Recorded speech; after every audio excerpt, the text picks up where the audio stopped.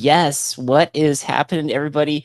I am here on this Thursday night with Jess Cerra. Jess, welcome to the Segment Podcast. Hey, thanks for having me. It's great to see you. I've been reading a lot about you, and what an incredible story from where you started and what you guys are doing today, and the 501c3 nonprofit you also have, which is cool. I can't wait to unpack all this. Before we start, Jess, there's some folks that are already chiming in. Say hello to the Electric Trail Surfer. He says, "Let's do it." What a cutie. Hopefully you're talking about my golden doodle who's down Yeah. here trying to get on my lap. We also have doggy fans, so let everyone see Emery. This is Emery. She likes to go mountain biking with me. She's very Does Emery? unassuming for a doodle. Oh, does Emery follow you on the trails? Pretty nice. Oh yeah. She can do like 50 miles a week of running and riding. She's really fit. That is amazing. That is amazing.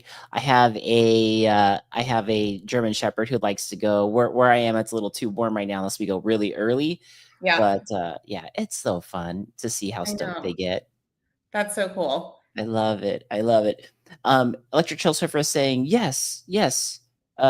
Cute dog, he said. Trail Monster out of Arizona is saying too cute, which is great. We got Double R also saying yo. So yeah, let's just jump right in.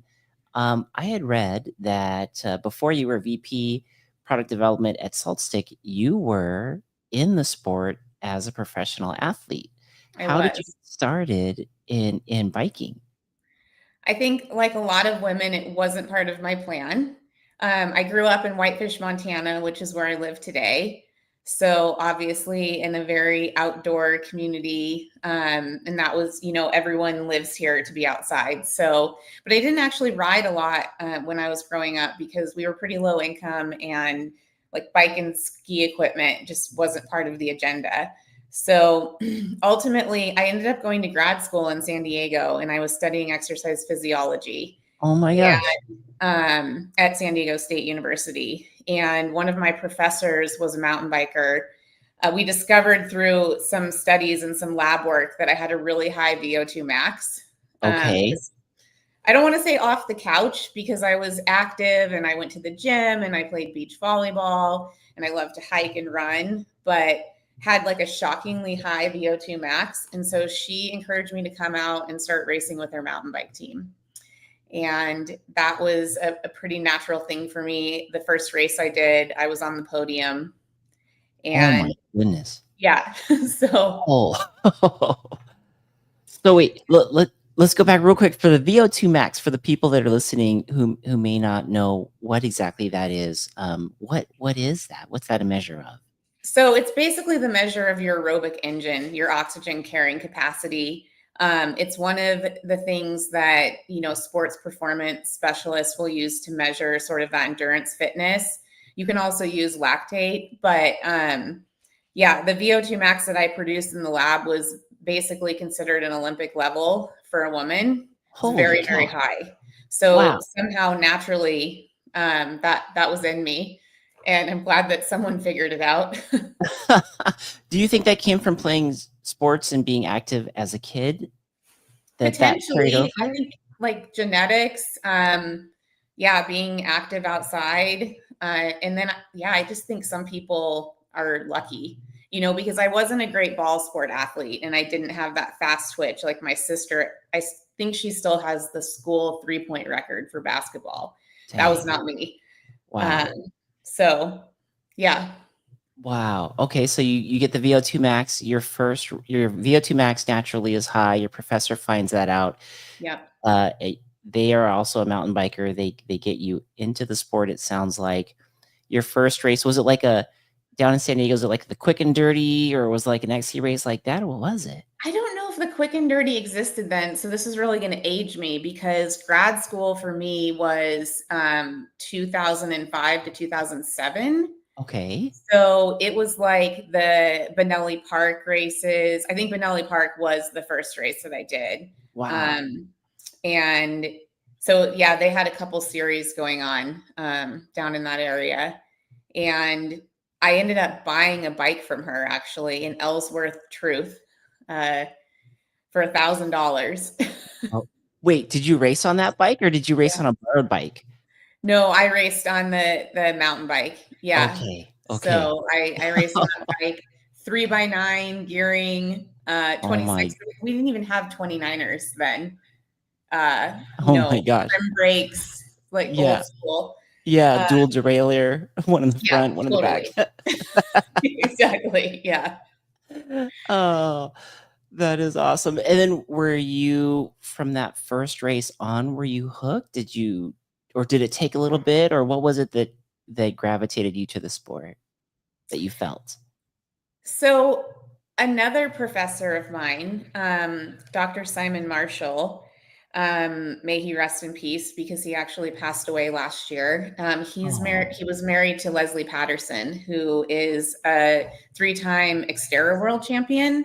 oh, At the geez, wow. time, they had moved to San Diego, like postdoc, and he was teaching, trying to get his tenure, and she was still kind of racing. And I saw some pictures of her in his office, and she was doing triathlons called Xterra. And I thought it looked really cool. And I had no background in swimming. And I just asked him, like, would your wife want to coach me? And that turned into a really beautiful relationship for a long time. So I really went directly from mountain biking to focusing on Xterra off-road triathlon. And that was kind of an interesting experience because when you don't grow up as a swimmer, anyone who knows that knows like you just can never be the best swimmer. And I think that's probably what kept attracting me to it, is that it was hard and I Yeah. wanted a challenge. Like with cycling, as long as I train, I will get results. I would get better. But with swimming and even running, it was a little more challenging. So I raced Xterra for 4 years. I won amateur Goodness. nationals, like overall amateur Wow. nationals, and I turned pro for a year, and then kind of got stopped in my tracks because I've actually dealt with the iliac artery endofibrosis in Okay. both legs, but at the time it was happening in my right leg. So that kind of put a pin in what was going on there. We had to get that figured out, diagnosed. I had to have the surgery. Whoa. What caused that? Was that a genetic thing that may have caused that, or what causes that specific thing? It's a really good question, and I don't think there's an answer. Wow. A lot of the cyclists and triathletes that I've talked to, like Pauline Ferrand-Prévot has had the surgery. Wow.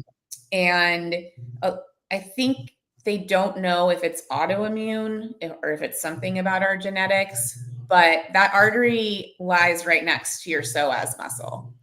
And like a normal person that isn't athletic, isn't a cyclist, your psoas muscle is maybe like the cross section of like your thumb or your pinky when you look at it. Okay. But for a cyclist that is really muscularly developed, it could be the cross section of like a quarter or a silver dollar. So it's a lot larger.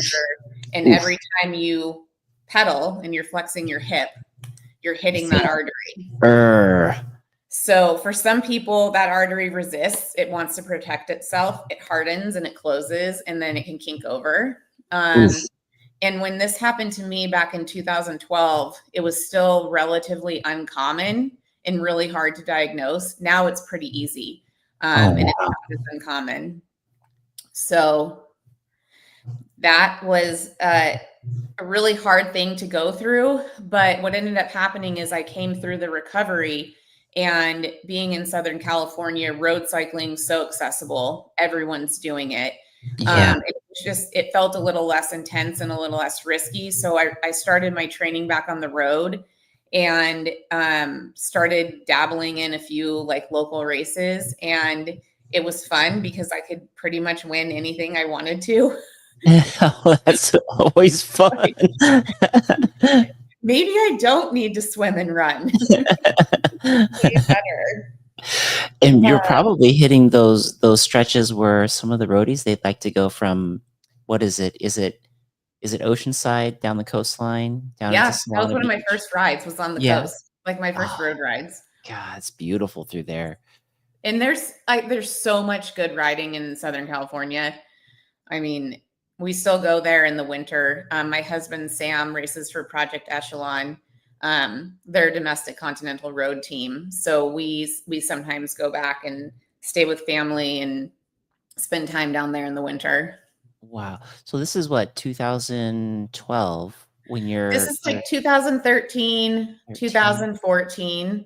Okay. Did it Um, take some time to go from the Xterra races for them to diagnose that fibrosis? Like, was that about a year in there where they kept yeah, looking for it? it was a Wow. solid year of no answers and a lot of frustration. And I Huh. saw everybody, and I had access through school and through the people that I knew, other physicians who rode. I had access to really good specialists, and no one could figure out what was wrong with me. I actually had one doctor tell me that I had whatever the disorder is when you want to be injured. Like I was Oh. making it up. Oh, geez. I was Holy. like, no, that's a different person, not me. Like Yeah. I want to suffer. I want to ride my bike and race and train. So I ended up finding a radiologist who had diagnosed a couple male pros, and he knew instantly. And he luckily knew a vascular surgeon who has become a really prominent vascular surgeon in the space, and a lot of other cyclists now see him. So, What were for the if there's somebody out there listening on iTunes or Spotify, Jess, that may have some symptoms right now, like what was the tall tale? What was like the poker chip cue that that doctor was like, "This is what it is"? Was there something specific that it for me, it started in my calf when I was running, and it's okay. a very strong pressure, and it almost feels like your leg is going to explode. And it soon migrated to my quad, and it feels like a vice is closing over your muscle. And it's like that worst feeling of like when you're going as hard as you can and you're going to collapse, but that happens at like very low levels. It's worse in the cold. It's worse when you're climbing, probably because you're a little more like scrunched. um, and so, yeah, if anybody ever has questions, you can reach out to me. I've helped a lot of people get diagnosed. Wow. But I think, like I said, it's becoming more common. Someone's asking in the chat if I ride Mm, e-bikes, and yes. I wish that there was e-bikes around at that time, because that would have been a great means to recovering. E-bikes weren't a thing then. Now I would love to ride an e-bike so I could keep up with Emery, because she requires a lot of extra energy. Hey, Apple gave you the thumbs up just now for that. I believe it. I believe it. Yeah, the e-bikes are a great tool for a lot of different things, and that's one of them. Definitely coming back from an injury. Yep. That so you didn't have that once you had the surgery. Did the symptoms go away right away, or was there like a ramp up of recovery time to get you back in the saddle? It's an invasive surgery, and it requires multiple days in the hospital. Wow. And I luckily, when I had the surgery in 2012, it was in October, it was in the off season. And I was very careful to follow the instructions from my physician. At the time, we were kind of working through it together. And so now I've actually written a recovery protocol that I think works pretty well. And then unfortunately had to reuse it in 2015 when the same thing happened to my left leg. Oh my So goodness. but yeah, basically, so timestamp end of 2012. We're going Okay. into 2013, and I start ramping up on the road. I want to make that my focus. And to answer your question, no symptoms. Like, felt Wow. amazing. Power back in both of my legs. Felt like I did a really good recovery. And then heading into 2014, we had a local team, the Spy Sunglasses team, back when Michael Marks was the CEO of Spy. And he put a lot of emphasis into that program and helped us get out to some of the big races that year. And we went to Redlands as like a small local team. Yeah. And I had already had good results against the pro riders at San Dimas, which used to be a huge race before Redlands. Like, I think the year that year 126 women were racing the pro race Wow. in San Dimas. Wow, So that's large. it was a very large field. The men's field was like 200. They had to limit the Oh men's my field. San God. Dimas used to be such a huge event the week before Redlands. And it made me sad that the timing and the schedules changed and that kind of went away. But anyway, Redlands went really well. And I had no idea what I was doing. I was racing purely off of strength and thinking that I was like going to be the best cyclist in the world. And yeah, so I was getting results at Redlands and I started talking to some of the directors, the pro team directors, and asking if I could send my resume. And pretty much they were all like, we don't need your resume. Like, we've seen how you're racing and you're going to hear from us. Beautiful. So Oh, how exciting that must have been. what a dream for me at Yeah. the time. Jeez. So you're going into the off season, those kind of conversations happening. And was it soon after that a team reached out to you and wanted to get you on board? It was actually around the time of the national championships. I was there and I had spoke with several teams and decided that I was going to sign with 2016. The reason being is that they had so many riders that I looked up to, and Nicola had the connections with USA Cycling. And so the plan was to sort of kind of groom me into being a GC rider. So I was going to go to Europe in the spring and have mentors like Carmen Small, Lauren Hall, and really have that experience of racing in Europe. However, at nationals that year, I was in the winning break. I guess it wasn't a break, it was the winning selection. And on the descent back to town, I rolled a tubular. So, Oh no. back then we were racing tubulars. And so that I had a concussion and a broken collarbone Oh my and ended gosh. up going from thinking worst case scenario, I'm going to get 8th at my first national championship because there was only 8 of us in the selection, to not finishing. Oh no. Was it front tire roll? No, it was rear It tire. was. Oh, it Yeah. just locked you up and sent you straight over the bars type of I thing. honestly felt like a hand came out of the ground and ripped my tire off. And Oh my I can still feel the heat coming off of that Tennessee pavement. Like I gosh. remember it so clearly. And Michael Creed was actually in the corner. He was scoping the descent for the team that he was directing at the time. And he's the one that picked me up off the road. And I was like, what happened? And he was like, Yeah. you rolled a tubular.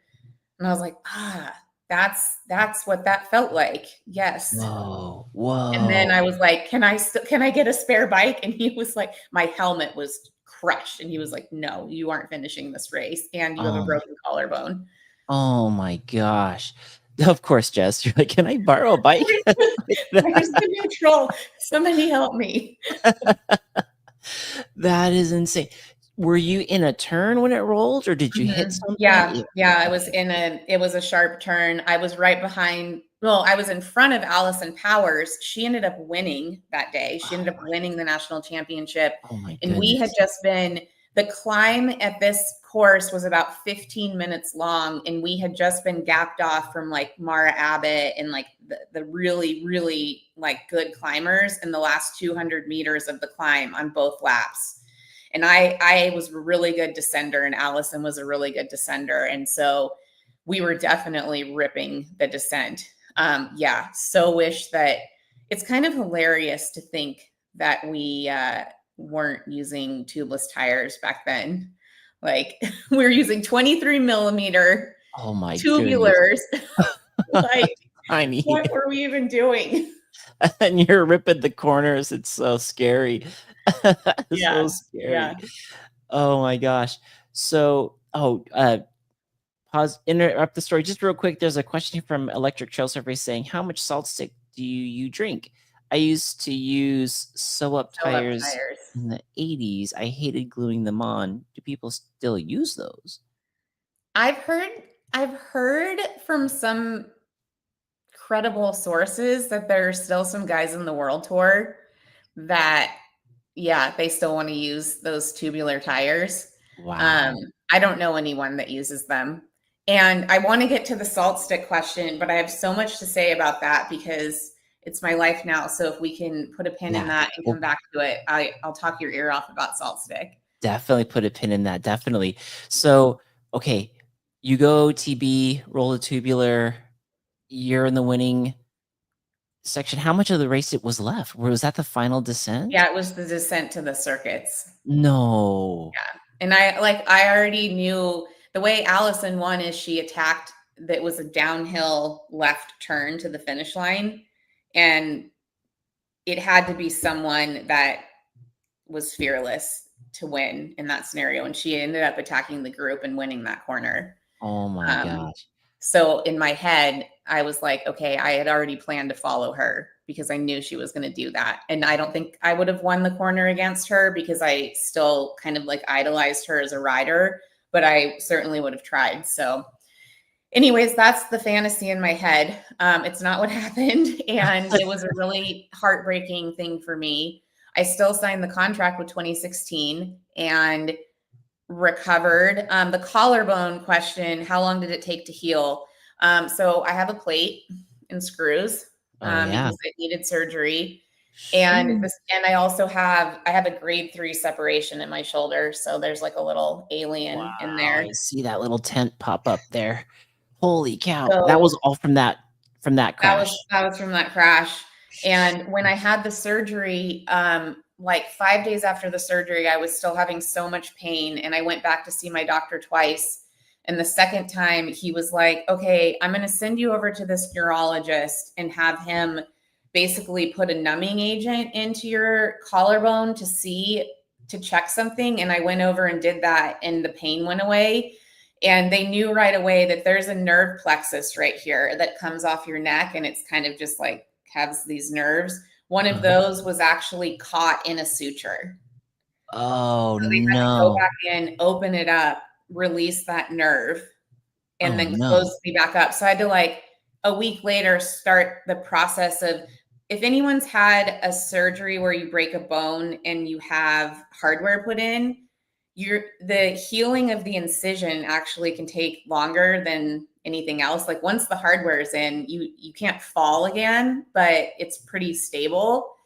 So after that, it was about 2 weeks of riding the trainer, and then I was back outside. So collarbones with the plate, easy, like probably the easiest thing you can have, unless you're me. And Have to get open back up again and release the nerve. Oh my yeah, god. So what you 2-3 weeks yeah, ish? 2 to 3 weeks, and like I'm motivated. Like I want to get back to racing. And I as I was ramping back up to get back into racing, now we're like getting into the fall, winter. My left leg, yeah. So this is end of 2014.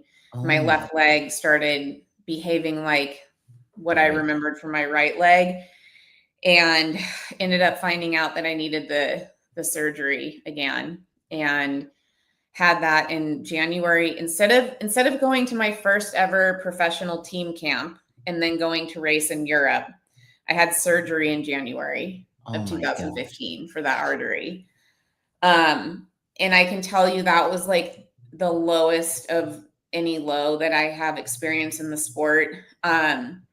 I think I wasn't equipped to handle it from a maturity standpoint. Like I was still too young, and I thought it was the end of the world. Um, and I don't think I didn't have I wasn't in a relationship at the time, so I didn't have support from a partner. I had a lot of great friends, and I had roommates that helped me, but it was a really low time for me. And I was so focused on what everyone else was doing and what I couldn't do, which now I've learned is like, that's the worst thing you can do to yourself when you're injured. Yeah. Is focusing on what you're not doing. It can be incredibly mentally damaging.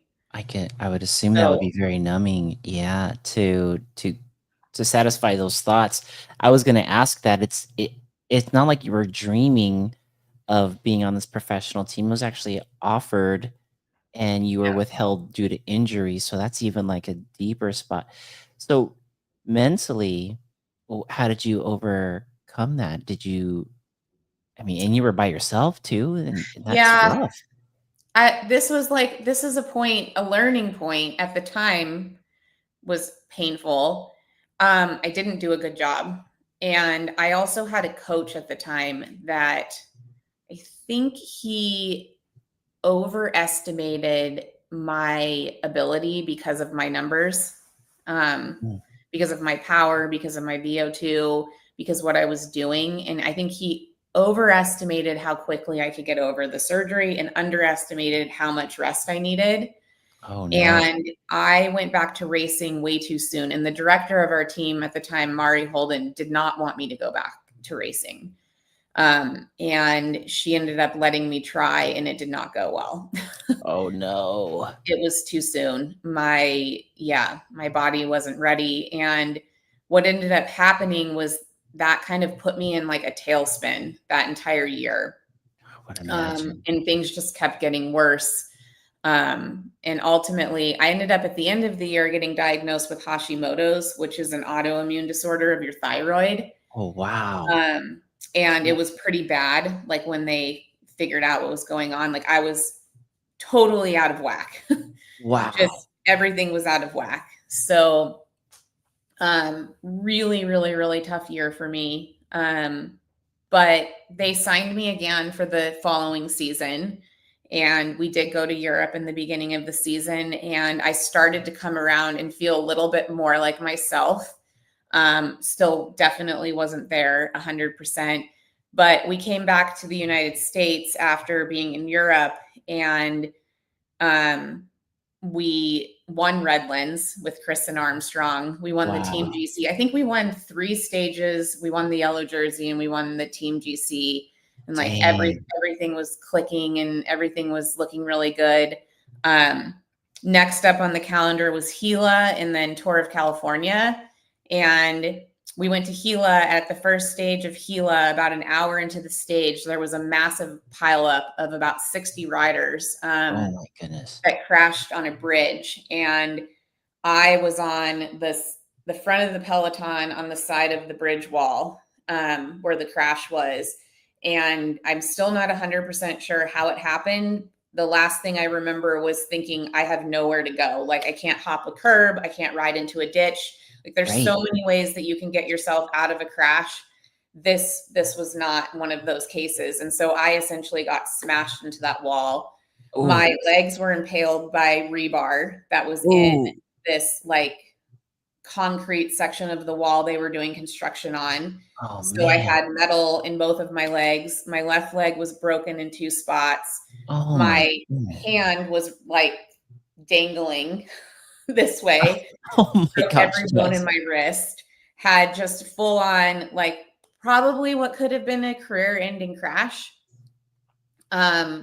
And along with a lot of other stuff going on, a lot of other injured riders. Some riders had actually crashed over the bridge wall and were like down in the ditch. Whoa. Gila has this, for those of you that follow road racing, and I know this is a podcast about mountain biking, but the Tour of Gila has this sort of eerie dark cloud that follows it. There's been a death there in the men's peloton, and there has been really, really horrific crashes. So, and I love that race. And I went back and I raced it 2 times after this crash. And I had a great result on the first stage. So, yeah, I don't know why it's like that, but that was definitely, that was like a point in my career where when I was saying earlier with the artery, how I did everything wrong and I focused on all the wrong things and got myself really down, I was able to draw from that experience. And I stayed incredibly positive through this experience, even though it was significantly harder. I mean, I wasn't even like walking for almost, not walking. I couldn't even get out of bed for 2 weeks. Like I had to have my sister come and stay with me. Oh my goodness. That's so you took it a lot more. I mean, it was serious, and the chat's going off on that story. Yeah. we have all kinds of comments and questions. Yeah, let's see. We got Electric Chill Surfer He's saying, "Man, I just broke a rib at North Star on Sunday. I'm out 6 weeks. Dang." A lot of Yeah. legendary skiers come out of Whitefish, Montana, they're saying. Mhm. Uh, do they make road e-bikes? Would that be Yeah, a they thing? do, They for do? sure. Oh, Yeah. wow. I did not know that. Tommy Wen, Yoshimura athlete, got over Hashimoto's disease eating 1 meal a day and fasting. I was Yeah. gonna kinda go back to that. That is something that can be cured, Hashimoto's? Depends. It definitely can be helped through your diet, for sure, and you can change your dosing of your thyroid medication through your diet. There's also different types of thyroid medication. So yeah, you can definitely help to manage it through lifestyle changes. That's good to know, that's cool. Yeah, when you said Hashimoto's, I remember reading about it at one point, and I was like, "Man, that's pretty gnarly." Yeah. You're having a lot of gnarly stuff happening right here in this time frame that we're talking about, Yeah. which is, probably the mental training that it's taken you to do what you're doing today, I'm sure. Yep. Um, Electric Trustaffer saying, "I used to love Coors Classic and Tour de France in the '80s. I switched to mountain biking, but still like to watch road racing." Yeah, Racing. pretty Yeah. exciting. Yeah, I love watching everything. We're got the World Cup on, and then we've got the tour on, and yeah, we got it all. Too much bike racing to watch. So your sister's coming over to the house, you're staying in bed, you're healing right, but you sounds like your mindset is a lot better this Way time better. around. It was like what was hard is the it was pretty traumatic for the team and for Mari at the time. Like I was in the hospital for 4 days before I left. Uh, and the team like regrouped, went to Tour of California, and they ended up winning the team time trial at Tour of California, which was a discipline that we had done a lot of training camps for, was team time trialing. Okay. So there was like a little bit of like salt on the wound when I was watching that, because I was like, oh my gosh, I was supposed to be on that team and I've worked so hard. But overall, mentally, good place. And it took me the rest of the year to recover. This was a big one. I mean, I was in like a full cast on my leg, down to a half cast, Jeez. down to my wrist, and my wrist had a couple surgeries. Oh Um, my goodness. so I didn't know. I really didn't know what I wanted to do, but I felt like I wasn't finished with the sport. I love that. And I ended up getting a call from Jono, who was the original director of Jono now works for the EF men's development team, but at the time he was the director of Hoggins Berman's women's team. Got a call from them, and I ended up making a team switch and riding for that team for the next 3 years. And what ended up happening is I never got back to my full capacity. I still deal with some issues from that crash that are nerve related. And I've had Okay. several surgeries to address that. I had 9 surgeries, Oh my goodness. like overall, from all of that. So Whoa. it was a lot on my body. And it just was like never in the cards to get back to that level. But the cool thing is, in road racing, when you suck and you're not as fit and everything doesn't come easy to you, you start to learn things in a different way, and you see things in a different way, and you can learn how to read a race. You can learn how to be more efficient. And I think that's a valuable lesson for anyone in road racing. Like, it's not just about strength. And so it ultimately led me to more of like a team captain role. Oh, cool. And I Leadership. really, really enjoyed that role. And I enjoyed the different kind of pressure that comes with that role of like helping your teammates get to a certain place or be in a certain place versus just always focusing on your own personal results. So that was really, really fun for me. Was that a Um, natural thought process, Jess, for you to start thinking of the races the way you did and to see it as kinda like a group thing, how you can help the group and become a leader there? um, Out of survival at first, yes. Yeah. But then, yeah, then you just start to realize, like, and we also had a lot of young younger talented riders join the team. Actually, funny story, in 2018, the second year on that team, I got in a break at the crit at Redlands and won that stage. And then I won the sprinter's jersey too.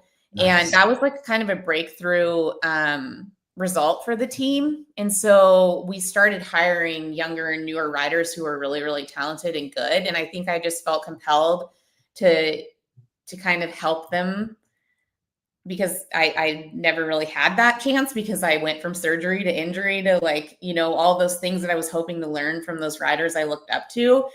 And I just knew that they were stronger than me. So it did come slightly natural. And I also, like, I enjoy the tactical side of road racing, and the part of like being back at the team car and being in the radio and understanding, like, when when we turn left at mile 30, that there's going to be a strong crosswind, and like all Wow. of those little things. Like, I really enjoy that. Wow. So Like yeah, the technical things and knowing who's going to be able to perform strong in that type of situation and over the competitors. So going back just a little further, because this is all so good, and there's little snippets that I'm like, "Oh, I'm going to ask about this. What do you think was different after that injury, after that big pileup? Why do you think your mindset was different than the first time you were injured? What was there a switch there that happened, or was that more just maturity and time? I think that it was. I've asked myself the same question. There was an outpouring of support for me, which was really nice. Sometimes what happens with injuries is in the immediate part of it, like Electric Trail Surfer may know this because I'm reading about his knee injury and thinking that he might have me beat with all of these ACL surgeries, Holy where cow. people are like, "Oh, let me bring you food, let me come over," and then 2 weeks goes by and then everyone forgets, and then you're kind of still in misery land for the next 6 weeks by yourself. Yeah. That wasn't the case, and I think that was a huge part of it. And I don't know, maybe like I concussed myself into being more mature on this one, but I just was like, I don't have time to waste being miserable.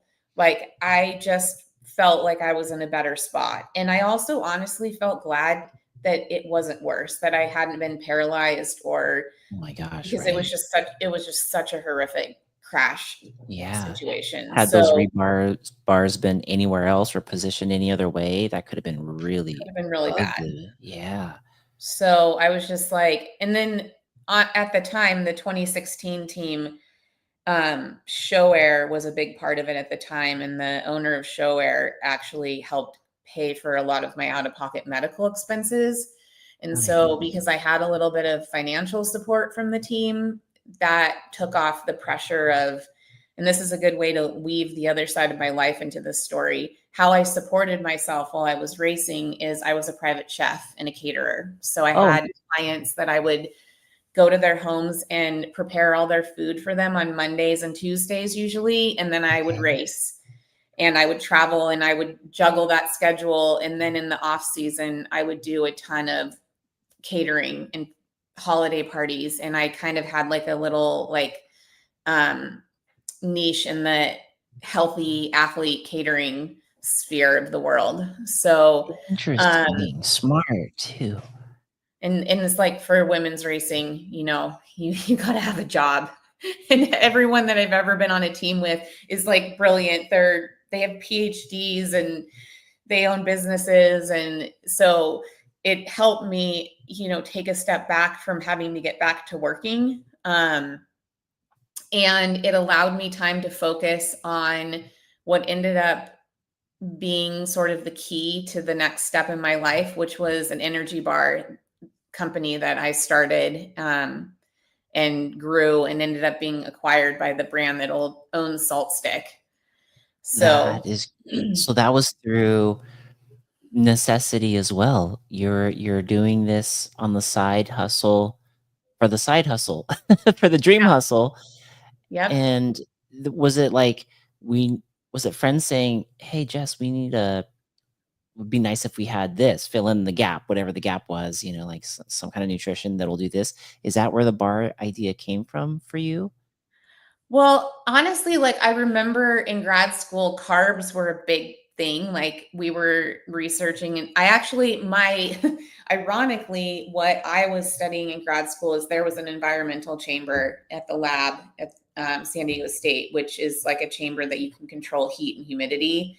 So you can do studies with heat and humidity. I was focused on electrolytes. I mean, I was focused on the electrolytes you lose through your sweat, specifically calcium, and how that relates to bone density. So I had this background of electrolytes that I don't know is going to come into play with salt stick later. But a lot of the up and coming research that other people were talking about was carbs, carbs, carbs, carbs.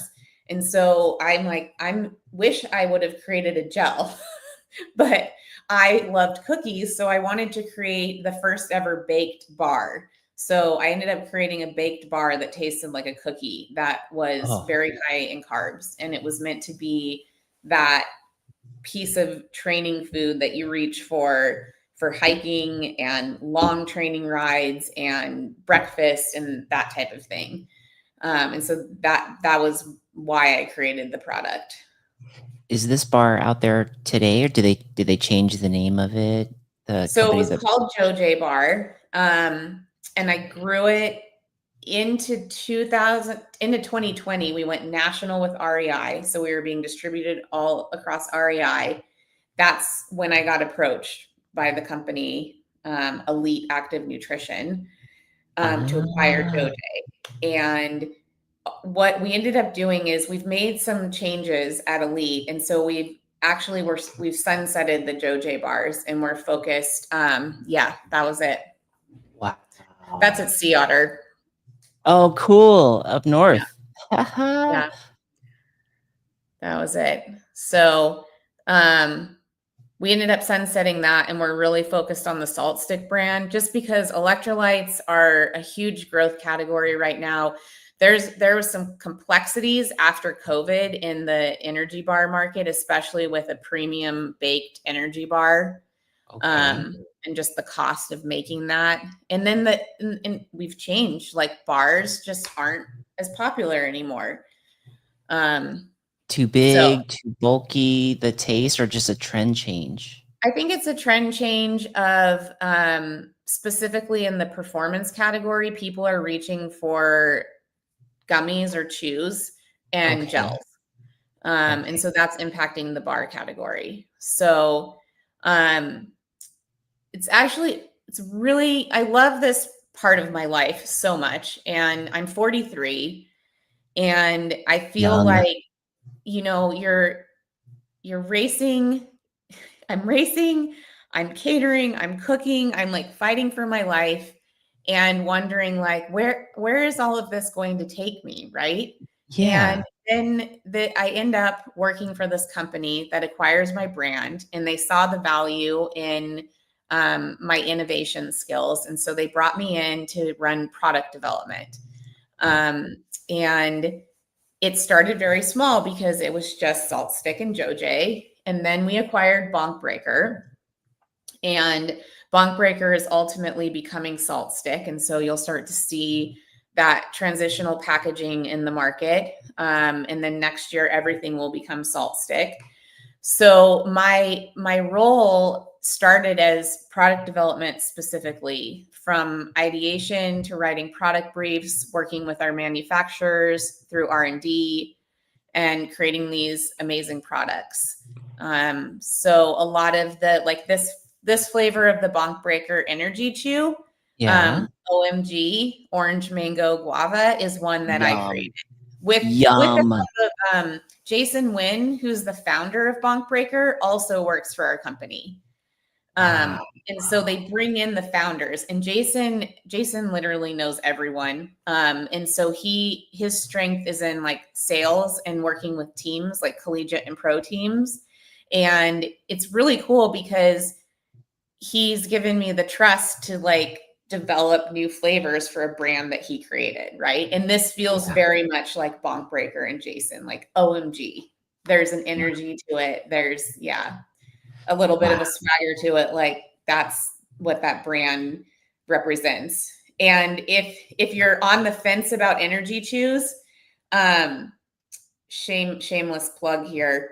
These are the best energy chews you will ever taste. You will have to hide them from your family members. They are so delicious and they don't stick to your teeth. And that is the Oh, thing that will stand out to you if you've ever like picked a Cliff Block, not to pick on them, but if you've ever picked something like that out of your teeth, yeah. these chews don't stick to your teeth. Oh my gosh. We've This, also recently launched a sour coated sour blue raspberry that was meant to be a ooh, limited time offering and it sold out in a month. So obviously we made it a full-time offering.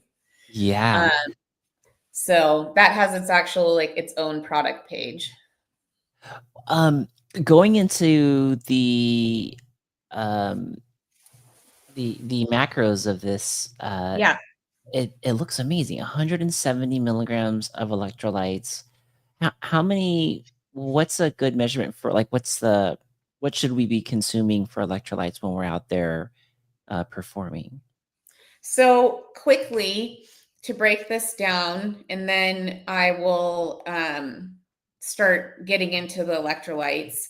So a Yes. pack of these has 2 servings, and it's about 36 grams of carbs. So pretty substantial for a Okay. pack. That's like one high carb gel, so Okay. equivalent. Um, it does have a pretty high amount of electrolytes for chews. Uh-huh. And there's like texture and taste components there where we want the balance. And then we have a glucose and sugar base. We use pectin for our like gelling agent. But so it's about a 4-to-1 glucose to fructose ratio if Okay. you are concerned about that. With electrolytes, I think the biggest mistake that people make with electrolytes is that they don't understand how much we're losing through our sweat. Yeah. The average person, average size, average temperature. Oh, did we lose him? No, no, I'm still here. Oh, I was you're just still giving you a there. solo layout. Oh, I was like, did we lose you? And then we're getting so many questions. No THC. What's GI? How long is the GI? Yeah, let us know. Marty is out of New Zealand. You have a New Zealand Okay. watcher on here. I'll talk about Caffeine. caffeine. So the average person loses about 800 to 1,000 milligrams of sodium per hour when you're sweating. Oh, So it's wow. when you tell people that, it's like you can see the gears turning of like, oh, that I'm not taking enough. That's why I'm cramping. Yeah, That's why I'm not feeling good. yeah. So you actually have to work pretty hard to replace that if you think about it. And I always say like start with replacing minimum. That's Emery. Hi, Anne-Marie. Emery, is you having trouble? Start with replacing half of that. And that's a good place to start. Okay. If you're doing long efforts consistently, or you're doing like a multiple day race, you want to aim to start like fully replenishing your electrolytes. So maybe you can pull up the Salt Stick brand. Yeah. So we like to say that the bonk breaker energy chews, which are Share becoming, that one real quick. they're going to become Salt Stick energy gummies. So we're Okay, just kind of rebranding the name. there's that. Salt Stick is up on the left. Okay, there's that Um, flavor you were talking about oh earlier, yeah, that that's the sour sour. blue raz. Yeah, Highly recommend. that looks amazing. Okay, so up to the right on this page, I can Um, find it? on the Oh, banner up there, yep. there we So go. energy chews are about energy, and the energy is the carbohydrates. And then Salt Stick is our brand that is fully focused on electrolytes. The Okay. founder of Salt Stick was a chemist, an ultramarathoner, an Ironman triathlete. Holy And cow. we have this really our most amazing product. So we, as you can see, we have capsules, which are like your standard capsule, will Nice. always, be important for pre-gaming. An easy way to get electrolytes. We have capsules with caffeine. Oh, there To you answer your go. question, that's the Right Caps there. Plus. Yeah. And then we have this product called the Fast Chew, and that is a chewable electrolyte. So it basically is a sweet tart with electrolytes. Yum. And They taste so good. Oh, Like you'll find yourself wanting to snack on them. oh Two my of those goodness. little tablets have 100 milligrams of sodium. And what's great about this is you don't need water, so you don't have to mix it in anything. It actually does not dissolve. Oh, Um, cool. so it's meant to be chewed and absorbed through the lining of your mouth. And we did some clinical research recently that showed that these fast chews start absorbing, start working in 45 seconds through the lining of your mouth. So they don't have to pass Holy, through your gut, they go right into your bloodstream. wow, subcutaneously right there in the mouth. Just, Or not yep, subcutaneous. Yeah, sublingually, sorry. sublingually. Yep. So um, if we have so many rescue stories that we hear about, but the point is to use them before you have to rescue yourself. But if you are ever cramping and you take a couple of these, within a couple of minutes, it is actually kind of like magic how they work. Wow. And I'm not just saying that. That is like how this brand has grown, is through this product, because they're so unique.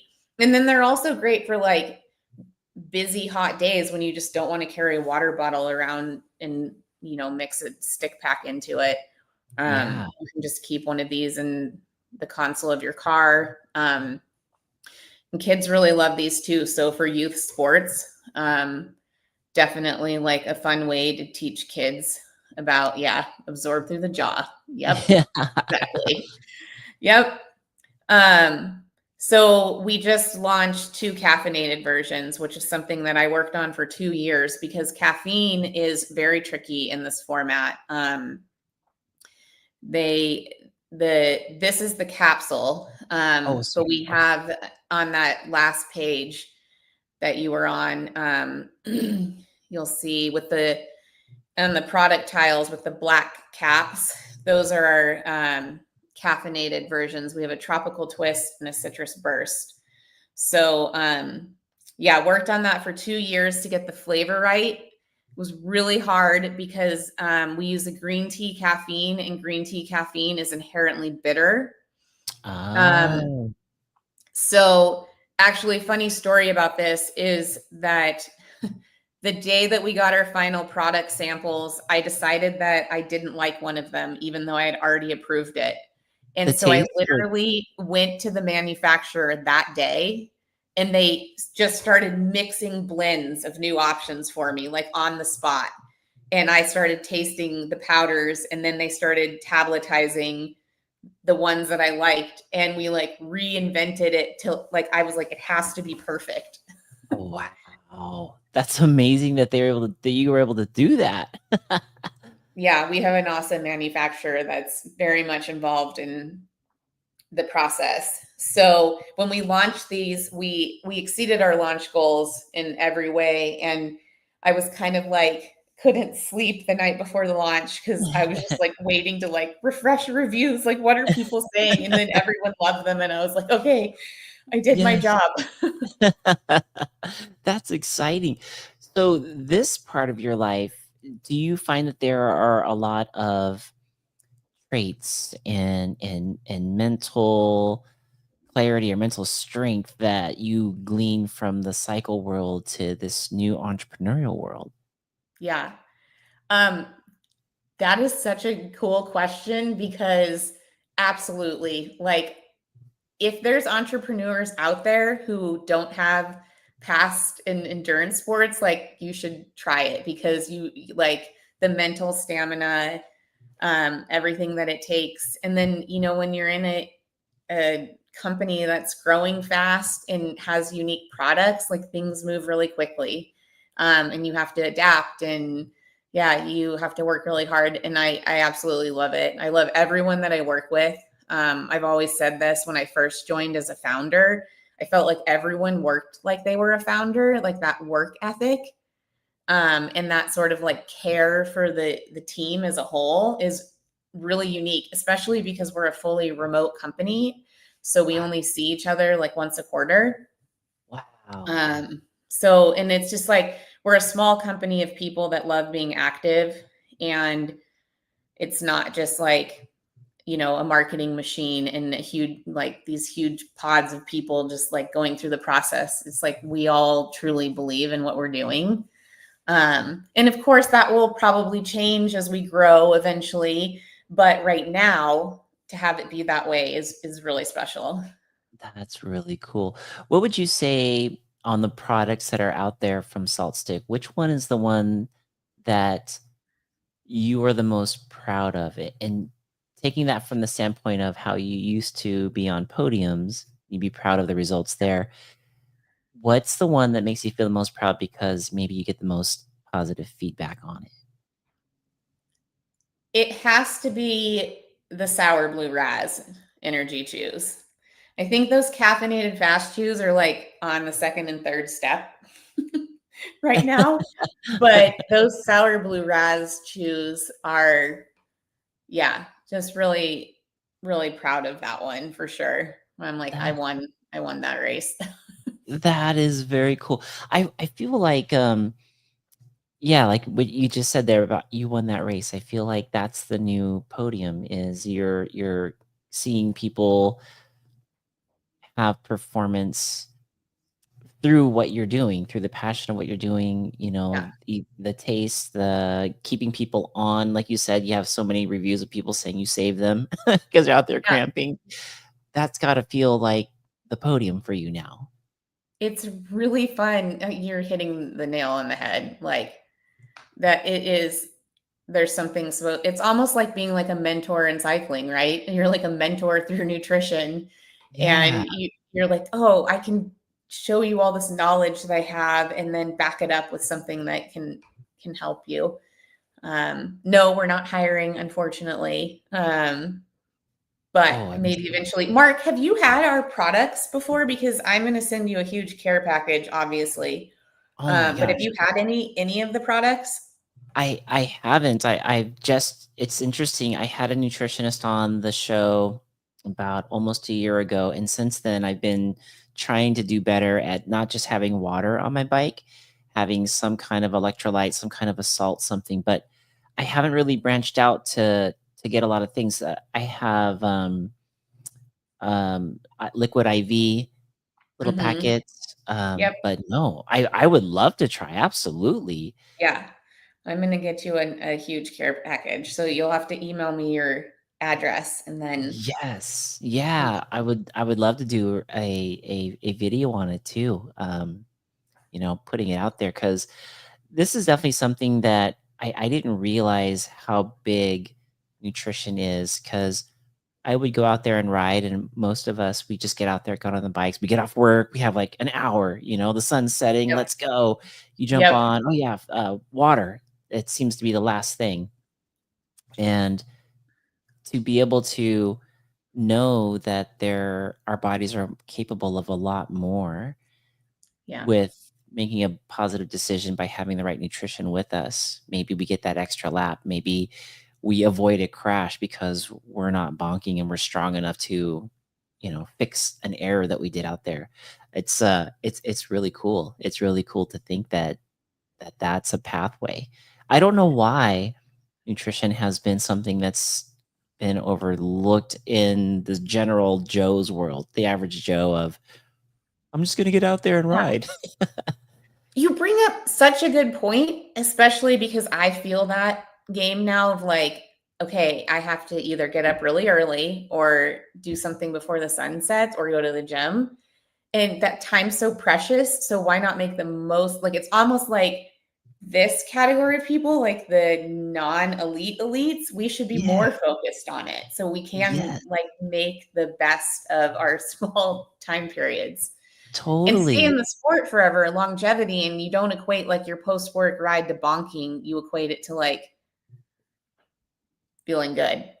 Yeah, Looking forward to right. it. Yeah, like, you wanna do it again, like, I feel good, Yeah. I feel stronger, Especially nowadays, everyone has Strava or a Garmin. It's like it feels good. It's that addicting feeling, that confidence booster that we all have, and we all want to get better no matter what level we're at. We could be at a Yeah. level 1 just starting or a pro, but there's always that progression. That's something that's within us in this sport. It's just like I want to do better. And if you plug in the nutritional aspect, and if it tastes good and it's Right. gonna keep you healthy, I mean, why not?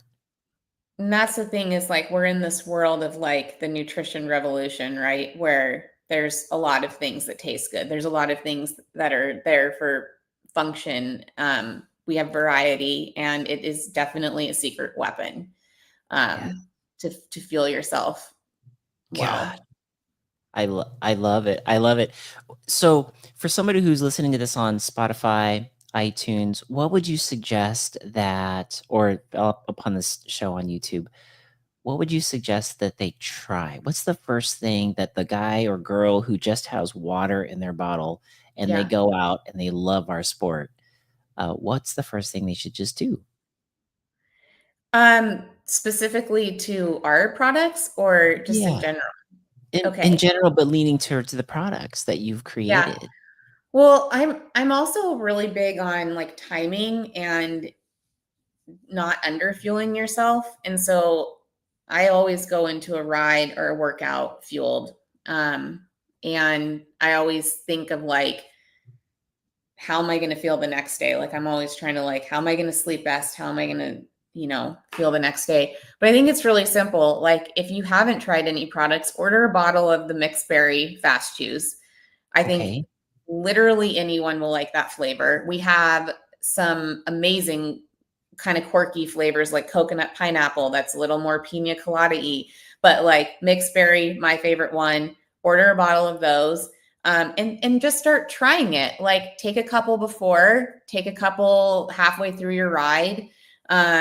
If you're someone that is like feeling low energy or like you're starting to ride longer, Uh-huh. order a flavor of the energy chews and I can get you a discount code that you can share with your audience to Yeah. use. Oh, yeah, Um, we'll put that in the show we can notes. make yeah, we can make something specifically for you. And I can do Okay. that like right after the show. That's Um, amazing. and yeah, just try it because to your point, like looking forward to eating it is huge, especially like if you want to keep doing it. Yeah, so those mixed berry. We also have a mixed pack, which I think that's what you have pulled up, where you can order a variety of our 10 count packets and you can try a bunch of the different flavors. And these are waterproof and resealable. Oh, Um, no way. Oh, that's so, huge. so that's really nice, portable way to take them with you. This And is yeah, you can see, cool. yeah, Um, all the different age flavors. age-wise, when it comes to this, obviously, some of the folks who listen to the show, they're mixed disciplines, so they'll do, they'll mountain bike, but maybe weightlifting as well. Runners, we got runners. Age categories, does it matter the age of anyone taking this? And I know this is not like medical advice for anybody, but this is Yeah. just more of optimal performance leaning. Uh, what are the age brackets do you think people can start caring for their nutrition? Honestly, I think that, and I'm really happy that we're at this point with sport, especially, and I know it happens on the men's side too, but especially on the women's side, where the role models are showing that like nutrition and eating and fueling and different body types and sizes can actually be your advantage. And so I don't think that like it not too young to start anywhere. Like you could if you're doing sports, like, and I think any parent knows like they would rather give energy chews that are colored with turmeric and spirulina than like some crap Gummy candy. bear. Yeah. Right. Yeah. And Right. so we do consider that. And yeah, so I think developing those habits and knowing like what an impactful and empowering piece that it has to sport, that's the longevity that I'm talking about right there too. Whether it's from mental or just taking care of your body. I think that it's a really important piece. And then, yeah, so again, on the other end of things, like sky's the limit. Like I plan on exercising until the day that I die. I hope I'm like can ride my bike forever. Yes, definitely. So And you have the mentality for it too, to to make that happen. Looks like we have a question here. Fixin 50s says very casual older biker, but I think nutrition, even for me going a few miles, is Yeah. important. I bonk easy. Oh yeah. Yeah. So some of that might just be like hydration in general, like throughout the day, needing to add a little bit of hydration in. But I agree with you, like a few miles on a mountain bike ride can Yeah. be very intense. Totally. um, and some of us just naturally lose more electrolytes in our sweat. Some of us burn carbs, like we're more carb burners, and um, need to be replacing that. Like we're all different. So yeah, Yeah. I would That's good. say that if you're feeling like you're bonking on a few mile ride, like, eat before, pack a snack, eat well Yeah. afterwards. Oh, glucose index was the GI question. Oh, there Um, you go. Yeah, it's definitely high on the glucose index by design. I don't know specifically where, but like I said, the breakdown is glucose and sugar. And as we know, sugar is a split 50-50 of glucose and fructose. So I've done the math on the grams of glucose and sugar that's put into the formula and know that it is a 4-to-1 ratio. Wow. For some people are very sensitive to that and can tell the difference of taking like pure sucrose, fructose, glucose, maltodextrin, really want to break down those sugars. But just knowing that what that means high on the glucose index is it's going to cause an easy, spike of energy. And it's easily digested. So we call it like faster energy versus like he's saying oats would be a lower on the glucose index, like slower burn. Yeah. Body's gotta work harder to get that energy out of that one. Yeah. That's a good point too when it comes to people who may be looking at a packet and seeing sugar and they're like, "Oh, it's got a lot of sugar." But what we're talking about is quick pieces of energy, right? The Yeah. sugar is not gonna stay in and run havoc.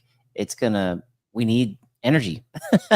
Yeah. Can you talk to that a little bit about, the people who may see sugar and frown upon it when really we need it? Yeah, and I mean, like, if you're not being active, adding extra sugar, not necessary. But that is like that is it's a fuel source that we rely on, especially in higher zones. And again, to speak to the timing of things, is I think being afraid to fuel yourself before and during because you're making mistakes other times of the day, maybe overeating dessert or having too much sugar. Try to shift that thinking, and just like have the confidence to try fueling yourself, and you're not going to feel those highs and lows during the other parts of the day, and you'll feel like a little bit more balanced. Hmm. So I mean, it is really important, the timing. Like if you fuel yourself well for a ride in the morning, have a meal after, and then you're like eating an entire box of bonk breaker gummies for the rest of the day, not going to help you. Yeah. Like, you don't need it. You don't need to eat them like that, right? I'm sure they would be delicious, that's for sure. Yeah, I mean, I know. So our sales manager is probably like, "Shut up, Jess," but no, for real. You can always get a few more, but you don't have to go overboard, but definitely while you're Yeah, in your performance sport, it's good to stay fueled. Because God, the worst feeling is when you bonk and you're far from ugh, your car or you're not even close to being yeah, done. It's just like, that is the worst. When I bonk, I get shaky, I get sweaty, and I just like, I need sugar. yeah. I need it, And then and then like I'm later on, do you still feel out of whack? Like you need to eat like the wrong things? yes. Yes, definitely. Yeah. Electric Trail Surfer is saying, I lose so much weight, riding my Mhm. e-bike and even more in the bike park session if all Totally. day." Yeah, bike park's intense. Definitely. Yeah, and there's like two factors to consider with sweating. One is like the volume of fluid that you lose, which it sounds like electric trail surfer loses a lot of fluid. And then there's the density of the electrolytes in your sweat. And so if you Oh, ever see someone with the salty caked yeah. on their kit, Yeah, or the lines of the shorts, song. Yeah. that your high impact electrolyte sweater. So that's a sign to know that you just have a higher amount of electrolytes that you're losing in your sweat, and keep an eye on that. It's not a bad thing. It's just how some of us sweat. Like that's how my husband is. You can stand his kid up after a ride. He's like covered in salt, where I'm very much like I sweat out the fluids, The tons of water. fluid, but I don't ever get salty on my kit. Wow. Wow. Yeah. Um, Octodad out of New Zealand says bonding sucks. My oldest son and I have been carb loading sport drinks before a Yeah. hard 2-hour ride makes a Yeah. big difference. Difference. I think he means bonking. I think he meant to Bonking. type bonking sucks. Yeah, Yeah. for Bonking does. sure. And that's so awesome that you're teaching your son that. Like, what a cool thing to learn. Totally. Totally.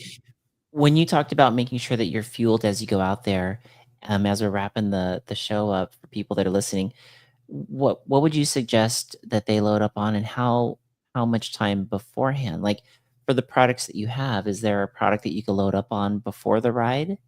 Yeah. I would say that like just consistently eating a balance of carbs, protein, and fat throughout the day, and then having a pack of the Bonk Breaker gummies before you ride. I would actually recommend like even spreading it out. So if you're doing a 2-hour ride, you have the pack before, and then you take your snacks with you, like you probably are. And then like, some young kids and some of the younger guys that I know in sport, like their metabolisms, they're already burning so much already, like just naturally by growing, that they just need a lot more fuel. And Yeah. that's totally fine. So it can get a little expensive, right? But Yeah. Yeah. definitely, again, worth it for the longevity and health of developing your bones and your muscles and recovery and sleep. So Yeah. It's so true. It's health is everything. And on top of it, we're in this sport. We're already what, $10,000 in on a bike. We should yeah. be able to reach Yes. in and get a couple bucks out and get some good nutrition. Spend the $40 on Yeah, the electrolytes, right? right. So you can enjoy it to the best of your ability. Totally. Octodad's saying you can't eat too much before a ride. No. Have you ever heard anybody say, "Oh, I overfueled. No. I had too much hydration." No, it's always like, "Oh man, I totally didn't eat enough." Yeah. All of a sudden Cramping, that yeah. climb got a lot more punchier than it was the last time. You're like, why was that climb so punchy? I'm feeling it Exactly. in my Yeah, legs. that extra 1,000 feet. Jess, you've been amazing. I love the story of you in cycling and overcoming. I feel like in your professional career, and I know we didn't get spend a lot of time on all your accolades and awards in there, you did overcome a lot of setback. And Yeah. I'm glad to see that the things that you learned from that are being applied today, with the companies that you're running, the company that you're in right now. Can you tell the people where they could find salt stick products, and where they may be able to follow your story? Yeah, so saltstick.com. And you can get to all the products there, and the banner on the top of the page. You can get to the Bonk Breaker products until they become Salt Stick, at Bonk Breaker and at Salt Stick on Instagram. And then I'm at Jess Cerra, JessCerra on Instagram. And we didn't get to talk about, for maybe a future chat, we can talk about our gravel race in Montana is called the Last Best Ride. And so Yes. that's the Last Best Ride on Instagram. So you should check it out. It already happened this year, but and then Mark, I'm gonna, as soon as we get off, everybody give me 5 minutes. I'm gonna make a discount code, all caps segment 20, and then it'll be for 20% off any of our products. Beautiful. And you can, share that and use it. Segment Yes, 20. New Zealand and Australia. Some of the products are available in New Zealand and Australia, and I think you can get them, not New Zealand, but I think you can get them on Amazon, and I need to double check. So, yeah, Amazon New Zealand, you think? I think Amazon Australia, but I don't know that all of the products are available. Okay. Okay. That's cool. That's exciting. That's definitely. What should Octodad buy? What would you say? I saw free samples on the website too. I was like, wow, this is cool. I think that your son would love the energy chews. Like, There you go. absolutely. You like no one I've never seen anybody try these energy chews, and I've worked a lot of events and a lot of expos and not like them. That's how good they are. Yep, we ship everywhere in the US. So, no There you problem go. there. Reno Tahoe. Jess, is there anything else that you want to say before we end the podcast this evening? You've been an amazing guest, and I'm so excited to have had you on the show. I'm just stoked to be here, and I appreciate all of the questions, and I like doing this interactive format. Yeah, this was great. I loved hearing your story.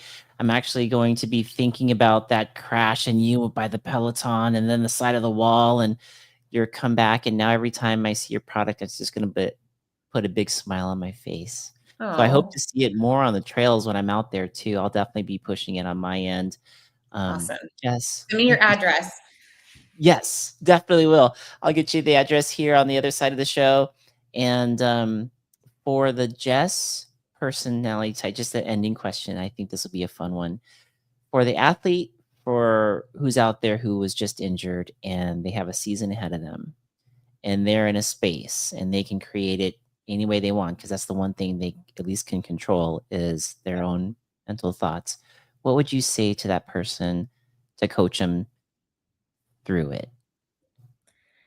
I think, and this is something that I share with a lot of especially younger athletes, is that it's really important to have something else other than just the athletics. Whether that is like you volunteer at the Humane Society or you are starting a business, you whatever that is, you have to pour your energy and positivity into focusing on that. And maybe you get injured and this is your chance to start something that's kind of been in your heart and that you've always wanted the opportunity to, because that will regenerate more positive energy. Because it what it comes down to is athletes, we're wired to feel productive and we're wired to want to challenge ourselves.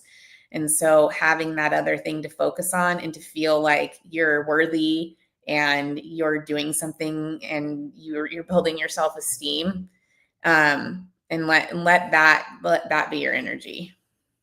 I love that. Wow. Very good words. Ladies and gentlemen, Jess, thank you so much for jumping on the Segment Podcast. It's been a pleasure to have you.